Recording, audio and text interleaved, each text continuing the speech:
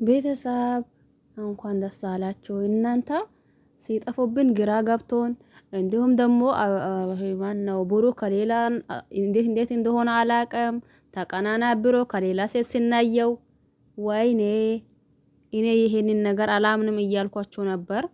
አሁን ደግሞ ሃይሚና ብሩክ በስልክ አውርተዋል። ደስ ይበላችሁ፣ ደስ ብሎኛል።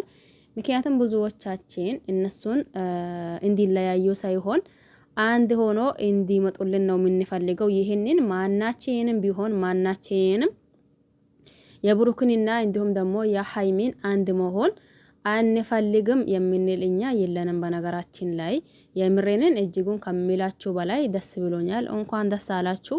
ምክንያቱም ሃይሚ 2 አመት ተጠብቀኛለህ ወይ እኔ አሁን ምናልባት ቶሎ ለሊመለስ እችላለሁ ስትለው አይ እኔ እኮ አንቺ ከልብሽ ከሆነና እንዲሁም ደግሞ ቃል ከገባሽልኝ እኔ አንቺን ማልጠብቅበት ምክንያት ምንም አንዳች ምክንያት የለችም እያላ ነበር። አሰይ ሊሊሊሊ እንኳን ደስ አላችሁ ነው ያልኳቸው። ምሬኔና ይህንን ማለቴ አለ አይደል ከያንዳንዱ ሁኔታ ወይም ደግሞ እየተካሄደውን ያለውን ነገር እናንተ እንትን ብላችሁ ከዛም በኋላ ያኔ አለ አይደል ይሄ ንግግራቸው በራሱ አንድ ተስፋ ነው በሉት።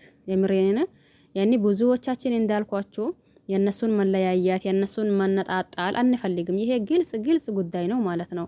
በተለይ ተለይ ሃይሚንና ብሩክን ተከታዮች በሙሉ ማለት ይቻላል ያኔ እንዲለያዩ ሳይሆን የምንፈልገው አብሮ እንዲሆኑ ነው የምንፈልገው ማለት ነው። ይሄ ደግሞ አሁን ለታ